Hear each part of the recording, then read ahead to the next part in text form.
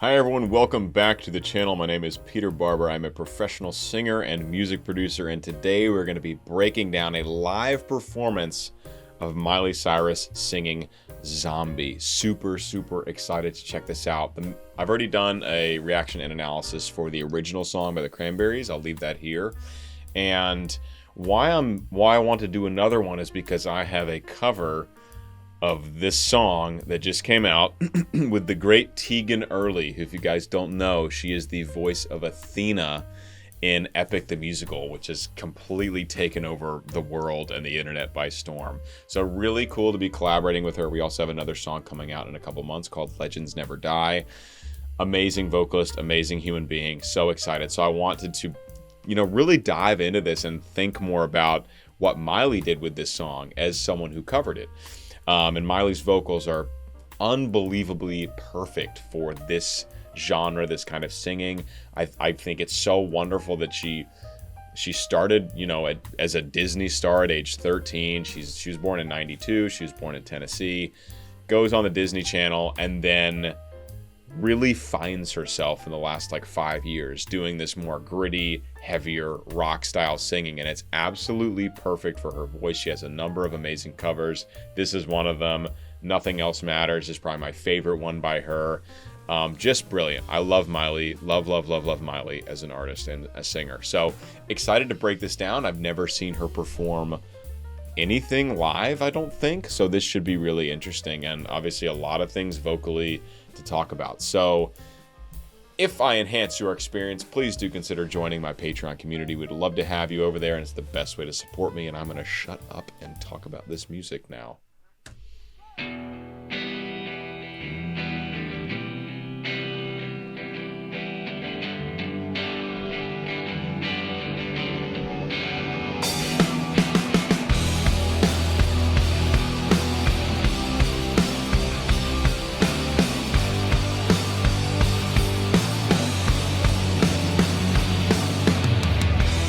Before she gets into it, this cover is very much like the original song as far as instrumentation. Even the vocal approach is similar. Miley's voice is darker and huskier than the original singer, as we'll see. But mostly, band-wise, instrumental-wise, it's all very similar to the original, as is her cover of Nothing Else Matters. The biggest difference there being, Metallica's lead singer James Hetfield was a guy, Miley's a gal. That's the main difference. This one we have original artist, female vocalist. Now we have Miley, also female vocalist. So it's pretty similar overall, but Miley really gives her own flair on it, which we're about to see, I think.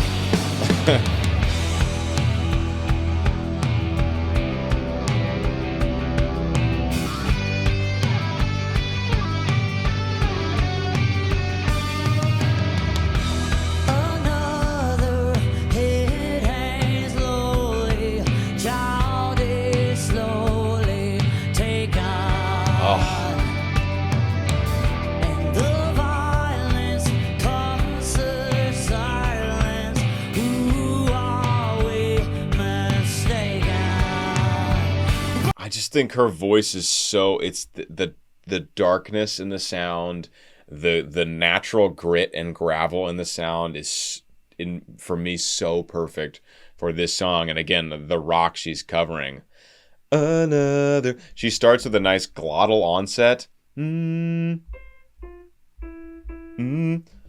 She starts with a nice glottal onset here to get the vocal folds together. So a coordinated onset would be she goes, and it gets the vocal folds together and allows actually for better vocal fold closure, which just means a more efficient sound, more tone throughout the phrase. It's a great way, especially to start a more intense song that has darkness and gravity to it. And then she does a number of things. We'll get there.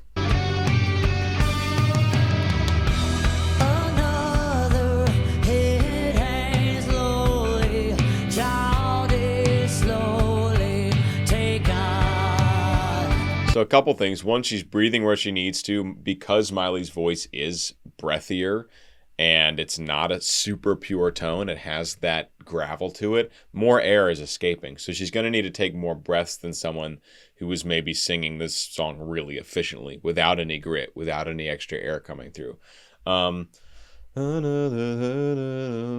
Child. She's doing all these scoops up to, there's like mini phrases within each phrase. And so on these mini phrases, it goes up to down. And then when she goes back up, she, instead of going straight to that top note, she does essentially a passing tone or a grace note, a long grace note, up to the top note. Another heading slowly, child is slowly taken, right? So she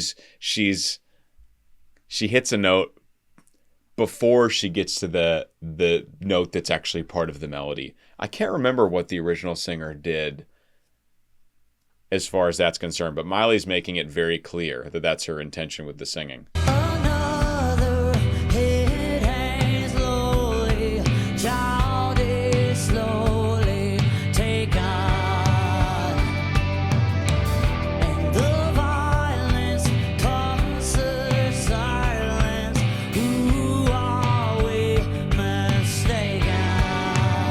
The thing that's great is she like her breaths are very clearly planned, right? Like let's see if the camera's, unavailable. She knows exactly where she's going to breathe, which is part of being a performer, part of knowing your voice. She knows that the way she sings allows a lot of air to escape, and so she's going to need more breath. So what do you do about that? Well, you go through and you sing the song a million times, and you figure out where can you breathe, where you can get enough air to sustain the phrase you need to while not interrupting the song too much. You're not breathing in the middle of a word. You might breathe in the middle of a phrase, but not in the middle of a word, for example, if you can avoid it. And I suggest avoiding that one at all costs. So she really knows her voice. It's very well planned. Yeah, that was all I was going to say about that.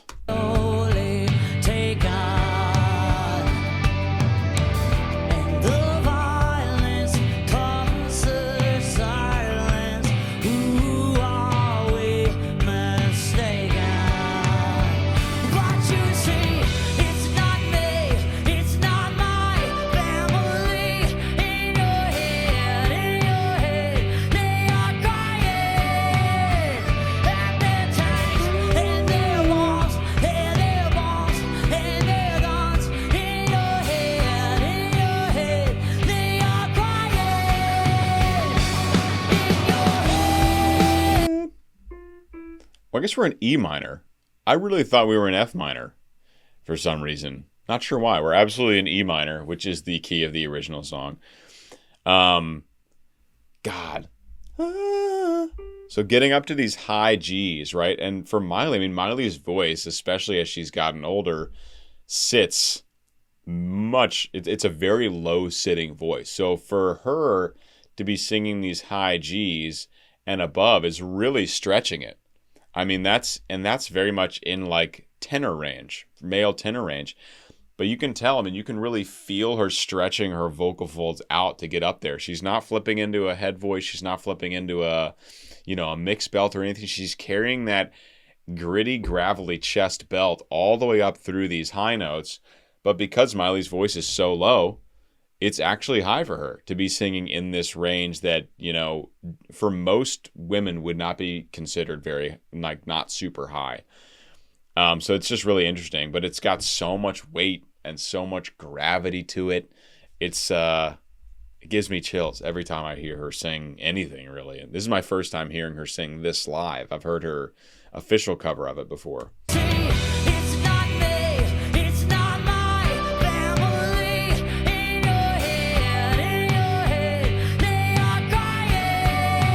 She connects in your head. So she starts the first one with a glottal.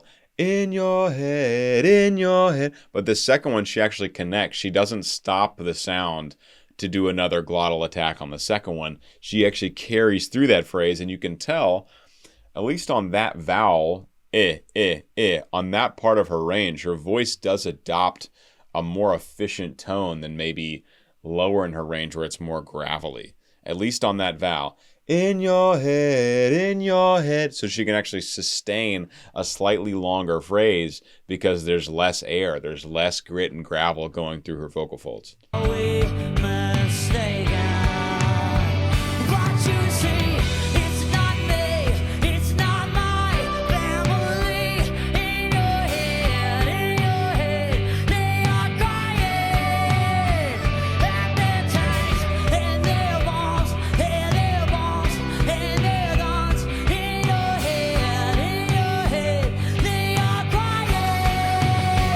there is it's a breath between most of these phrases. Now, part of this could be artistic. I mean, maybe she wants to just keep accenting the start of each of these phrases. And their bombs and their guns, da da da da da, instead of making one big line out of it. But she's got it planned. Like I said, she's taking a breath. She's giving it that intensity before every one of these mini phrases within the larger phrase. And I'm excited to see what she does on this chorus.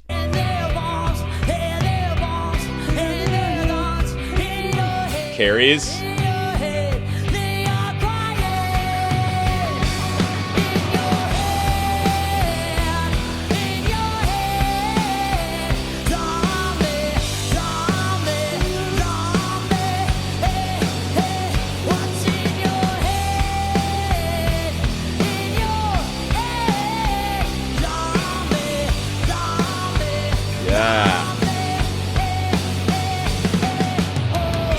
Checking some of the pitches there. She gets all the way up to high B, tenor high B. So that's really stretching her voice. You know what's amazing though? In the first verse and the pre-chorus, she's grittier a lot of the time. In this chorus, when she's singing, in your head, it's a much more efficient sound, and she's able to carry it for a longer period of time. So that just goes to show that when she has control to a certain degree over how much grit and how much gravel and air she's putting in the sound, because clearly she can be more efficient with her sound if she wants to, if she needs to carry a longer phrase, if she just wants to have a more pure tone. And then she can dial it back. She can dial the efficiency back, or, if you think about your vocal folds like a valve, she can allow more air to come through or less air to come through, which is what you get with technique. That's what you get when you build your vocal toolkit and skill set, is that you learn how to create a breathy sound versus an efficient sound, how to move your voice, how to jump an octave, right? How to do intervals. That all comes with vocal training, which of course she's had plenty of. So it's just cool to see her apply it in real time, to go from a more gritty sound intentionally in a very same vocal range to a more efficient sound.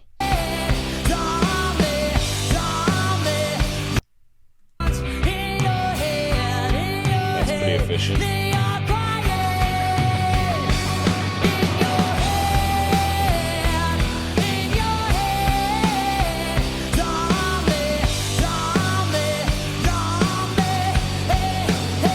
It's really cool to hear her transition into that. And the last thing I want to flag here is she puts in like in your head. Like, that's all very efficient. The only moment when she allows a little bit more grittiness in the sound is on the lower note on zombie. Zombie, zombie. It's just that lower part of zom that she allows more grit to come into the sound, and the rest of it is pretty evenly efficient.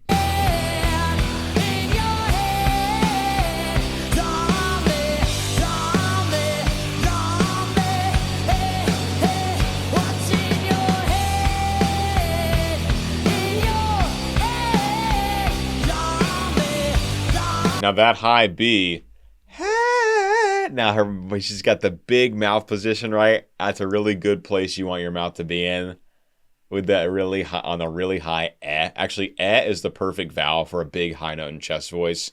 If you're a lower sitting female like this, or you're a high sitting tenor, those are great vowels to be belting on. And you can tell she's really stretching it to get up there, right? She loses some of the efficiency. It gets a little more towards a full-on yell-like quality, which really is what singing in your high. If you're belting, it's very much like a yell physiologically. But so we get a little bit of that true yell quality when she goes up for that high B. Head, right?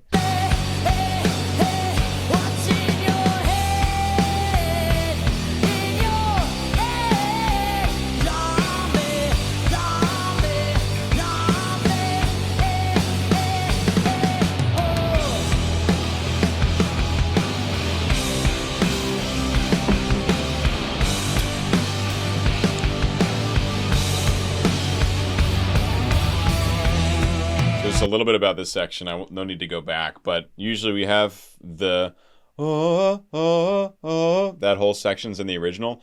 I'm guessing this song is pretty taxing for Miley vocally. It sounds so good, but because of that, because of how intense and epic it sounds, it requires effort. It requires effort to do a lot of high, gritty belting. That's the way it is. And so she's probably taking this section. Maybe it's to deviate from the original a little bit more, or maybe it's to give herself a good vocal rest. I can't remember what her studio version sounds like.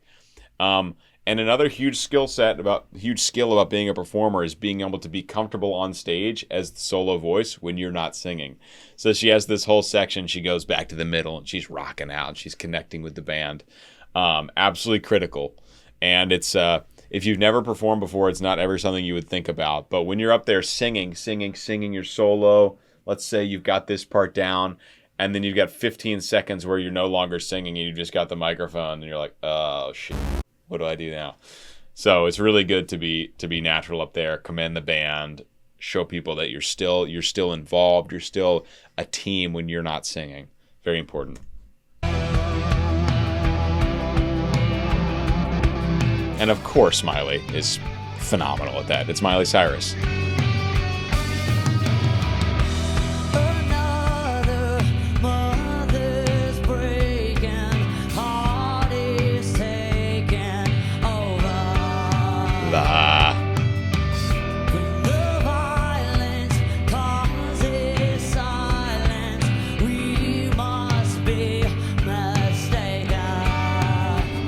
She's really opening up the vowel at the bottom of her range to, I guess that is what is going to help her sing those low notes. Down to that low F sharp. What's the first word here? Also, she starts with another glottal attack. Another. Again, get that vocal fold closer, which for her voice I think is really important. I bet if she doesn't do that as much, if she really uses like a coordinated onset kind of thing, on the A's or the N's, whatever word starts with a vowel like that, her voice is probably going to naturally go towards a more gritty sound. So I bet it's good for her voice to start with that glottal attack to just make it a little more efficient. And then, again, that's a tool to adjust that valve of breathiness versus vocal efficiency.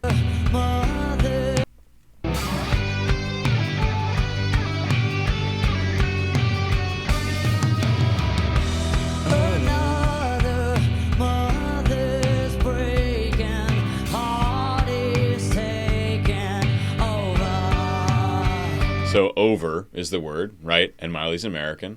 She's born in Tennessee. You say over and out, right?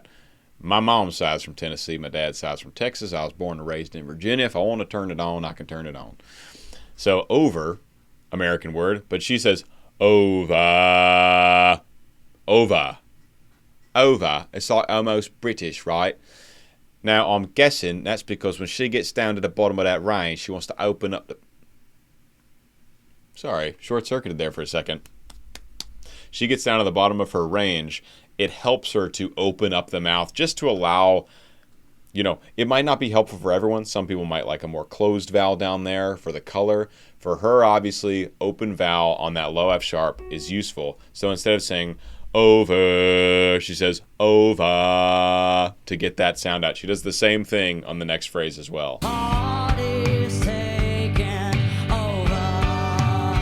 Over.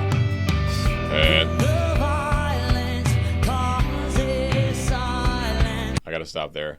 Violence, she has a lot of the grit, which makes sense because the word violence. And she does this really cool thing right after that where she goes down, and then when she goes back up to the top of the following note, she pulls way off the voice, and it gets really soft. Let me get the words. I'll try to demonstrate. And the violence causes. So she goes into cause on the bottom and then really lifts off when she goes to the top there.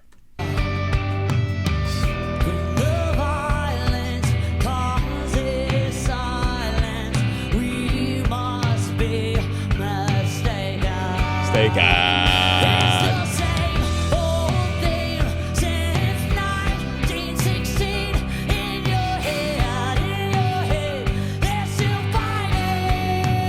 Now she's really hollering. She took a breath in the middle of 19, which I wouldn't have expected from her. So that must have been like an emergency breath. Like she ran out. She's up there performing. She's probably burning up in that outfit. She's under the lights. I can't tell you how much I generally am sweating when I'm wearing a big costume in an opera production under the lights. It's insane. She's dancing, she's performing, she's interacting with the band, she's standing, she's squatting, she's moving around. It would make sense on occasion to have a place where you can snag an emergency breath, and I think that's probably what that is. I don't think she would have planned to breathe in the middle of a word. 19, or was it 19, 16? A long kind of compounded word, but one word nonetheless.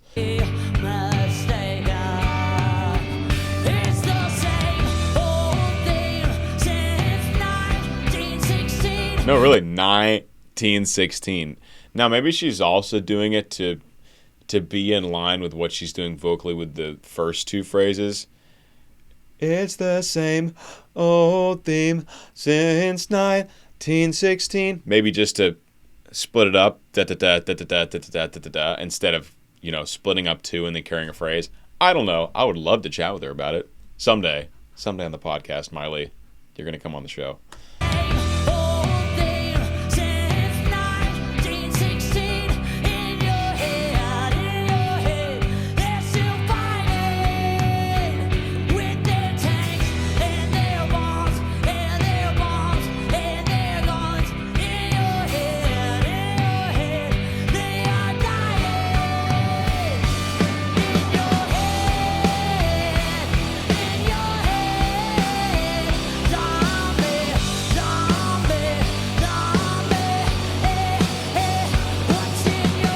Take that furry jacket off. Absolutely.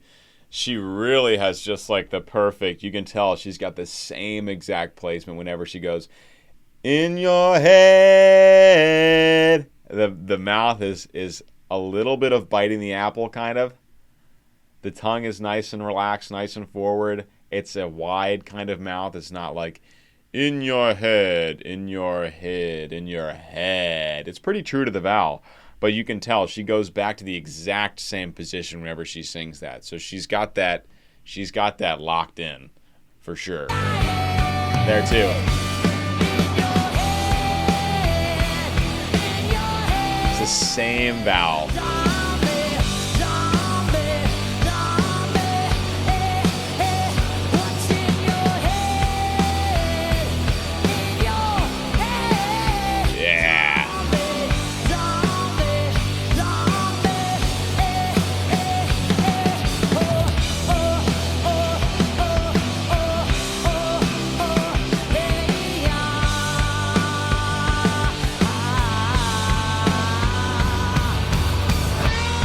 Absolutely fantastic. Very similar second chorus, right? I mean, if in the first chorus and pre-chorus, quite frankly, she's already getting up into a high part of her range, fully chest connected. There's already been heavy, gritty belting. She's already done the really high B, which is really the top of, that is, as far as I can tell, that is right at the top of her pure chest range. And she does it again in the second chorus, but like, where do you go up from there in terms of intensity? So I'm interested to see what she does. I can't remember how she does it in the studio. The intensity could come from the band. I can't remember, but usually chorus to chorus, the artist tries to rev up the intensity on some element, just so there's a gradual build throughout the whole thing. So we'll see what she does going into the final chorus. But first, a guitar solo.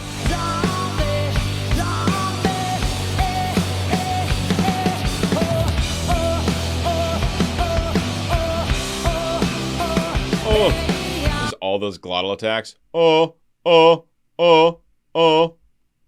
Keeping those vocal folds together, baby.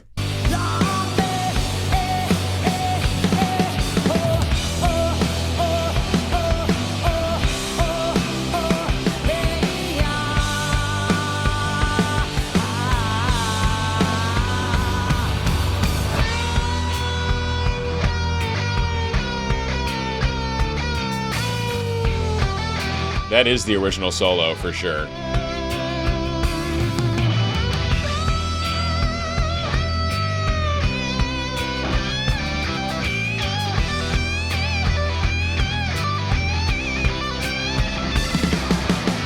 It's such a cool section because it's a big badass guitar solo, but everything else is really chill until this moment we just got to.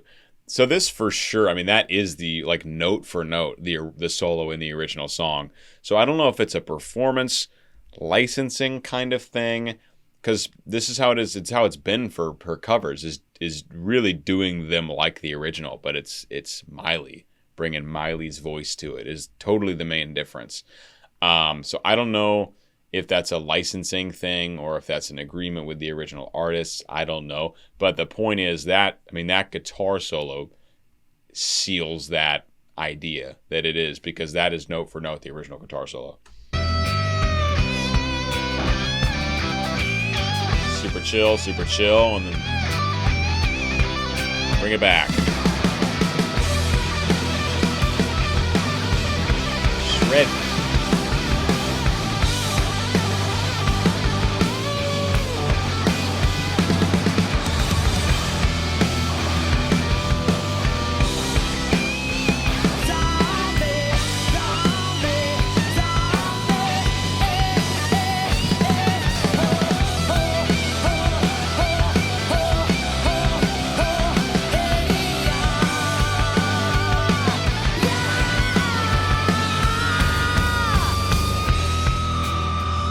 Huge high B bells from Miley there.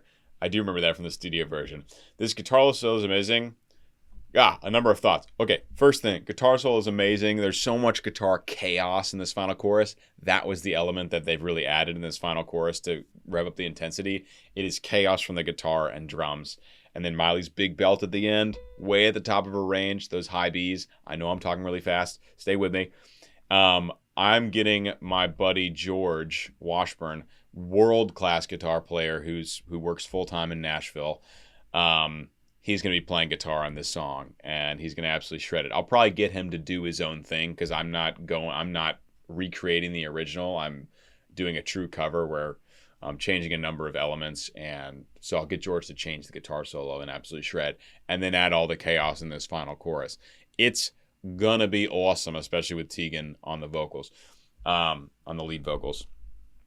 So good. So those are the main elements: guitar madness, drum madness, Miley belting higher in her range. And the last thing I wanted to say is on those she's actually, at least this time, and maybe I misheard it earlier, she's got an H at the start of each one. A little H. So I don't know why she's using that. If it's different than the first, I'm not going to wind back a couple minutes and rewash, so you guys can leave a comment if you have thoughts on that. But she is using an H in this final.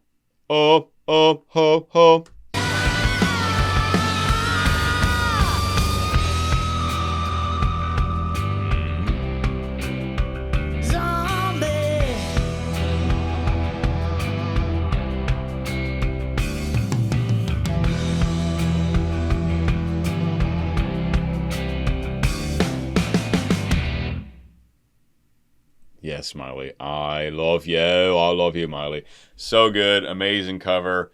Hope you guys enjoyed. Hope you learned some things about Miley's singing specifically. That was definitely the main focus of this video, as I already have a video for the original where I talk a little bit more about what's going on in the background, what's going on with the band. I shouldn't say the background, but lead vocal being the focus. I wanted to talk about Miley's singing.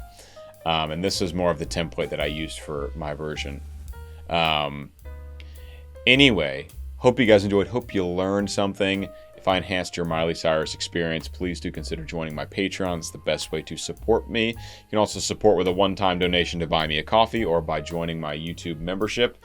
And check out all the affiliate links in the description. There's a lot of great stuff in there. And guys, if you haven't yet, go stream my epic cover of Zombie with Tegan Early and George Washburn. And I'll see you guys in the next Miley video. Peace.